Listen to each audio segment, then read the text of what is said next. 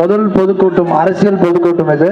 எனக்கு பொது மீட்டிங் நிறைய பேசியிருக்கேன் மண்டத்தில், ஆனால் அரசியல் ரீதியாக முதல் பொதுக்கூட்டம் இது. அதனால் ஏதாவது தவறுதலாக பேசினால் அதை யாரும் அது சோசியல் மீடியாவில் பெருசு பண்ணி எதுவும் பண்ண வேணாம். நான் அரசியலில் ஒரு குழந்தை, அதை தவறுதலாக எடுத்துக்க வேணாம். பொதுவாக நான் இங்கே வந்த காரணமே ஒரு காரணத்துக்காக தான் இங்கே வந்தேன். இல்லைனா எனக்கு இங்கே இல்லை, ஒரு விஷயம் பேசணும் தான் வந்தேன். எனக்கு வயசு இப்போ 59. நான் 13 வயசு இருக்கும்போது பேசலாமா? உங்க பர்மிஷனோட தான் பேசுறேன். திரு ரஜினிகாந்த் அவர்களை ரசித்து 13 வயசுல ஒரு நல்ல மனிதனாக இருக்காங்கன்னு ரசிச்சு, இன்னைக்கு 59 வயது. என்னோட அண்ணனுக்கு திருமணம் செய்து வைத்தது அவர்தான். எனது நல்லது கெட்டது எல்லாம் என் ஆசீர்வதித்தது அவர்தான். இன்னைக்கு நான் ஒரு மனுஷனா, ஒரு நேர்மையுள்ள மனுஷனா, கரப்ஷன் இல்லாத ஒரு மனுஷனா, இப்படிதான் வாழணும், எப்படி வாழணும்ன்றத என் குருநாதர் அவர்கிட்ட நிறைய கத்துக்கிட்டேன். நான்லாம் ஒரு கல்யாணத்துக்கு போனா ஒரு 10 கார் 20 கார்ல போனாதான் வாழ்க்கை நினைச்சுக்கிட்டு சாவுக்கும் கல்யாணத்துக்கும் போயிட்டு இருந்தவன் நான். அங்க இறங்கி 4 பேர் நம்மளை பார்க்கறாங்களா அப்படின்றது ஒரு பார்வை, திருட்டு பார்வையை பார்த்து அது ஒரு ரசனையா அதெல்லாம் பண்ணிட்டு இருக்கும்போது, ஒரு நாள் கலைவாணர்களை எங்க ரஜினி சார் ஒரு இண்டிவிஜுவலா ஒரு பேக் எடுத்துக்கிட்டு புக்கே எடுத்துக்கிட்டு வந்ததை பார்த்த உடனே, இவர் பின்னாடி 1 லட்சம் பேர் போகலாம். அப்படி இருக்கும்போது நான் என்னடா ஒண்ணுமே இல்லாம 10 கால ஒரு 50 பேரோட போய் அப்படின்னு நினைச்சு 25 வருடமாக நான் தனியாகத்தான் திருமணத்திற்கும் எந்த கெட்ட நிகழ்ச்சி எது இருந்தாலும் நான் தனியாக தான் போக ஆரம்பிச்சேன். அப்படி அவரை பார்த்து கற்றுக்குன்னு இருக்கும்போது எனக்கு அவர் அரசியல் வரவில்லை. அவருடைய உடம்பு சூழ்நிலை, அப்ப கரோனா வந்தது தான் காரணம். அவர் கரோனா வந்தனால டாக்டர்ஸ் வருது, அவர் சின்ன ஆப்ரேஷன்ஸ் நடந்தனால அந்த கரோனா ஒரு 100 அடி தள்ளி தான் ஒரு மீட்டிங் போடணும் போது கிரௌட் இல்லாம போட முடியாத ஒரு காரணம் டாக்டரோட அட்வைஸ்ல அவர் அரசியல் வராம போன சூழ்நிலை இருந்தது. அப்போ எனக்கு சர்வீஸ் பண்ணணும் அப்படின்னு ஒரு நல்ல லீடர் வேணும்னு காத்துட்டு இருந்தேன். எனக்கு தெரிஞ்சு எம்ஜிஆருக்கு அப்புறம் ஒரு நல்ல லீடரா நான் யாரையுமே கருதல, பார்க்கல. அது என்னுடைய நம்பிக்கை, அதாவது யாரும் இருக்கிறது என்னுடைய நினைப்பு, நான் அனலைஸ் பண்ணதுல தெரிஞ்சது. அப்படி இருக்கும்போது நம்ம லீடர் இன்னைக்கு தளபதி அவர்கள், அவர் சினிமாவெல்லாம் விட்டுட்டு பல கோடி சொத்தை விட்டுட்டு ஒருத்தர் வராருன்னா அது ஒரு பெரிய விஷயம். இந்த காலத்தில் அம்பானி மாதிரி பணம் இருக்கவங்களும் 10 ரூபாய் எடுக்க யோசிக்கிற காலத்தில் 10 ரூபாய் எடுக்க மாட்டாங்க. பெரிய பணக்காரன் தான் பேரை ஒழிய பணக்காரங்க யாரும் பணம் எடுக்க மாட்டாங்க. ஏழைங்க பணம் கொடுத்துருவாங்க, பணக்காரன் பணமே எடுக்க மாட்டாங்க. வர்றதை வாங்கி வச்சுப்பாங்களும் கொடுக்க மாட்டாங்க. அதனால் பணக்காரனை குறை சொல்ல, நிறைய பணக்காரன் அப்படி இருக்காங்க, நான் பார்த்துருக்கேன். எல்லாரோட பழகிருக்க வச்சு சொல்கிறேன். அப்படி இருக்கும்போது பல கோடி, 500 கோடி 300 கோடி சொத்தை விட்டு இன்னொரு 20 வருஷம் 30 வருஷம் டிராவல் பண்ணுற மனிதர் வராரு. ஏன் வராருன்னு அப்சர்வ் பண்ண ஆரம்பிக்கும் போது, என்னுடைய மனைவி என் லீடர் கூட படித்தவங்க, அந்த அம்மா நிறைய சொல்லுவாங்க அவரை பற்றி. சின்ன வயசு எப்படி இருப்பார், அப்படி இருப்பார், டிசிப்ளின் இருப்பார்லாம் என் பொண்டாட்டி சொல்லும். என் பையன் பொண்ணு 2 பேரும் டாக்டர்ஸ். முக்கியமான விஷயம் சொல்லணும், ஒரு நிமிஷம் எக்ஸ்ட்ரா ஆனாலும் மன்னிச்சிருங்க. ஏன்னா இது 45 வருஷம் அவர் கூட இருந்து வந்த விஷயம், அதனால சொன்னா புரியும். அதனால என் பையன் எல்லாம் டாக்டர்ஸ் இருந்தாங்க. எதனால இதை சொல்றேன்னா, முதல்ல நான் உண்மை பேசுறேன்றது உங்களுக்கு தெரியணுன்றதுக்காக சொல்றேன். மேடை ஏறிட்டோம் பொய் பேசணுன்றது தான் மேடை. இவ்வளவு நாள் பொதுக்கூட்டத்தில் நீங்க பேசுறதெல்லாம் பொய், உங்களுக்காக பேசுறது, உங்களை ஏமாத்துறதுக்காக பேசுறது. நான் அந்த பேச்சை பேச நான் இங்க வரல, நடந்ததை சொல்லணுன்றதுக்காக சொல்றேன். இங்கேயும் நிறைய பேர் வச்சிருப்பீங்க. அப்ப அவங்கெல்லாம் லீடர் கூட படிச்சு எங்களோட நண்பர்கள், அண்ணன் பையன் பொண்ணுலாம் என்ன சொல்லும் போது, ஏன் இவர் வராரு இவர் பின்னாடி நம்ம ஏன் போகக்கூடாதுன்னு சொல்லி யோசிச்சுட்டு ஒரு 15 நாள் முன்னாடி அவர் பார்க்க சென்றிருந்தேன். அதுக்கு முன்னாடி நம்ம ஆதவர்ஜுன் சார் வந்து எனக்கு ஒரு 12-13 வருஷமா தெரியும் பாஸ்கெட்பால் அசோசியேஷன்ல. அவர் பாஸ்கெட்பால் பிளேயரா ஒரு ஏழ்மையான குடும்பத்திலேருந்து ஒண்ணுமே இல்லாமல் வந்தவர். அது அவர் நான் பேசலாமா என்னன்னு தெரியல, அது ஒரு காழ்ப்புணர்ச்சி ஆயிடக்கூடாது. அப்பா அம்மா இல்லாம ஒரு ஏழை குடும்பத்தில் எஸ்டிஏ பாஸ்கெட்பால் கோச் வாசல்ல இருந்து எனக்கு உள்ள சான்ஸ் கிடைக்காத ஆடுறதுக்குன்னு இருந்த ஒரு மனிதர். வாய்ப்புள்ள நீங்களாம் இதெல்லாம் எடுத்துக்கணும்.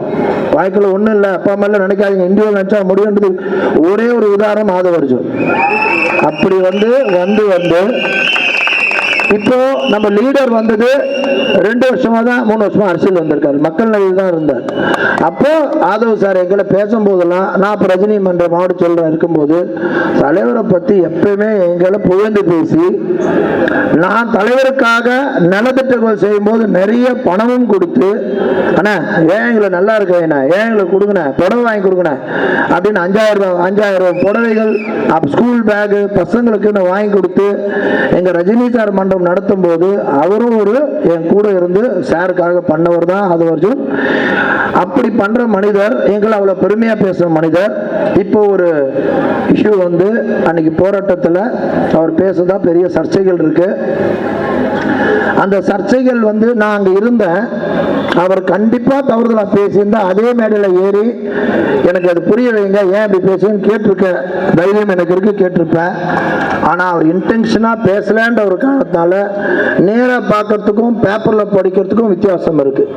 ஒரு பேப்பர்ல படிக்கும் போது நம்ம மைண்ட் வேற மாதிரி சொல்லுவோம், நேர்ல பார்க்கறது அது உண்மை தெரியும்.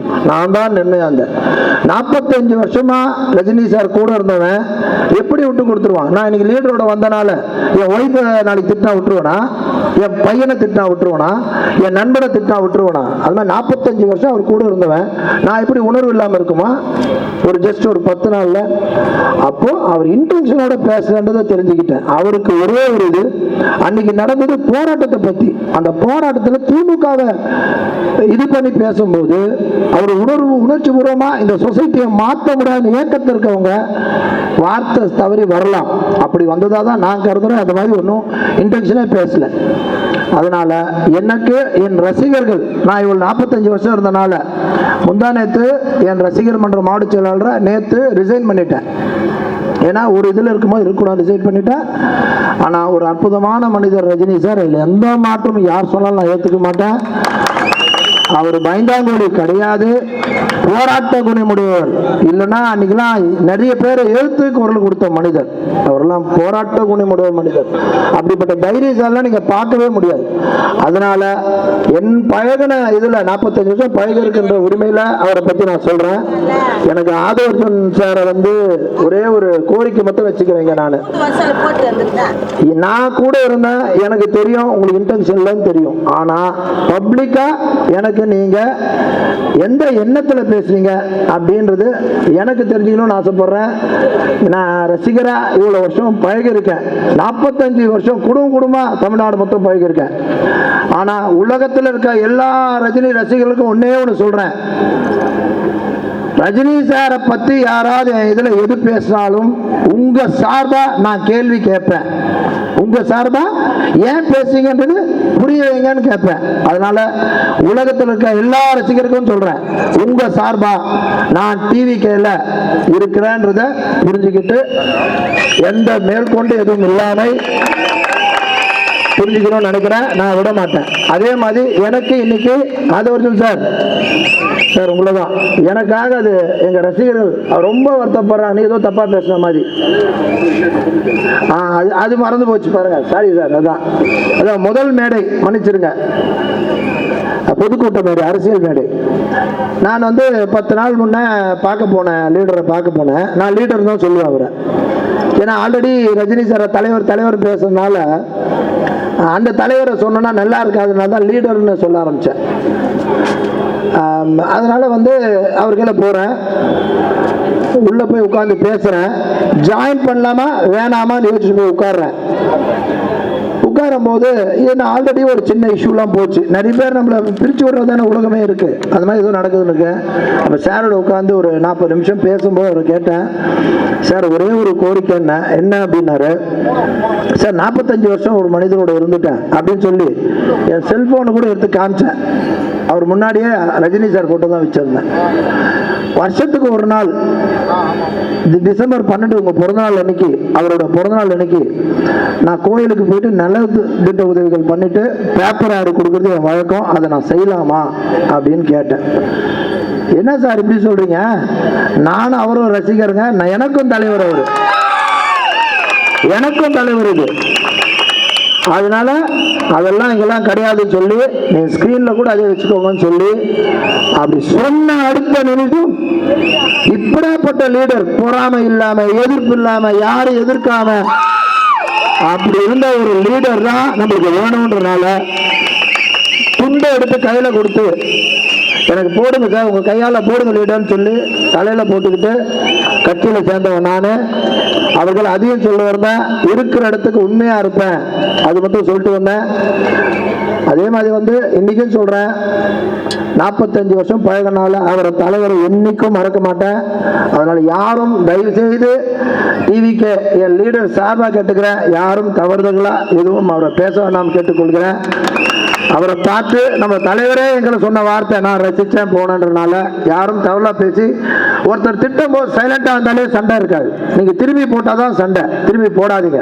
ஒரு மாபெரும் மனிதர், தயவு செய்து அவர் எதுவும் பேசாத கேட்டுக்கொண்டு ஆதவ அர்ஜுனா அவர்களை அதுக்கு விளக்கம் கொடுக்குமாறு கேட்டுக்கொள்கிறேன். நன்றி.